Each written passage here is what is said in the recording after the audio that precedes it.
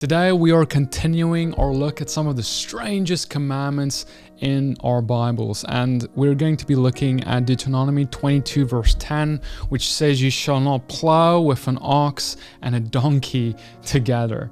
All right, now this is an interesting one because when we think about it, we can probably understand why, but yet at the same time, I think there are deep spiritual implications here for us all to glean from.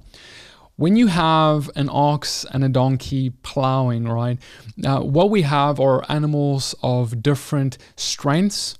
We're talking about animals of different temperaments. In other words, animals have different types of personalities and ways of doing things. And so you would be wise to put the same types of animals together when they're working to achieve a certain type of goal. And I want to submit to you, though, that while this is a commandment that seems to be there to protect animals from cruelty and surely I think that there is something there with that. We have these animals that who are protected now because you won't be pairing a poor donkey with an ox who, by the way, that donkey is going to have a rough day, right?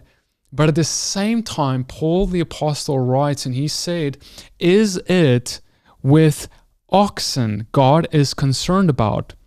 In 1 Corinthians 9 verse 9, he says, "Or does he say it altogether for our sakes? For our sakes, no doubt this is written." You see, and I want to submit to you that the thing that he wants us to learn from this specific situation with plowing of ox and donkeys is regarding a place where he also wrote in 2 Corinthians 6:14, "Do not be yoked together with unbelievers. What fellowship does light have with darkness?" You see, if you are to marry someone, if you are to be good friends closely with someone who's that guy you hang out with every weekend and so forth, you want to be yoked together with someone who is a believer, because you are supposed to be going towards a goal in life. You are supposed to be sold out for Christ.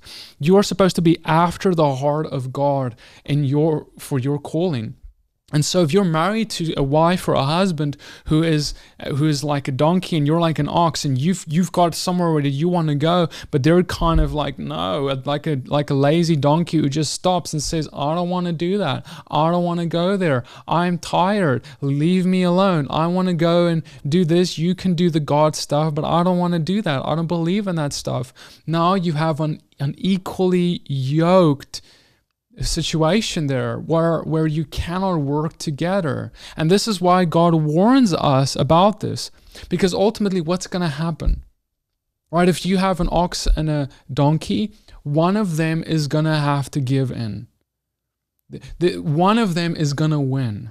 One of them is going to have their way.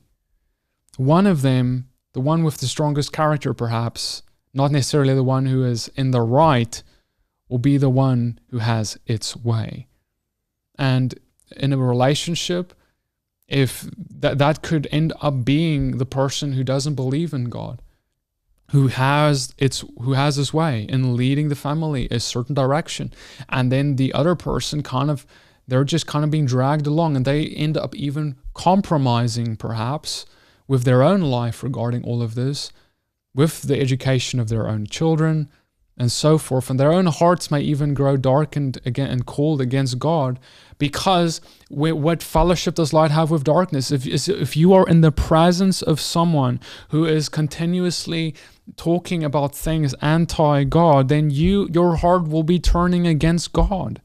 If you are constantly consuming things that are anti-God, you will become anti-God. But if you are in the presence of people who love God, then you will find a love for the Lord, because you will be reminded of His goodness. You will be around truth instead of around lies.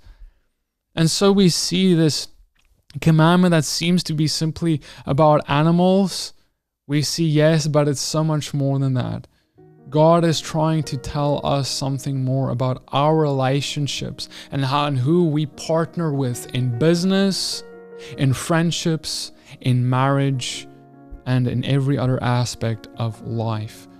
that one who you partner with will have a major impact on that which you are partnering with him with.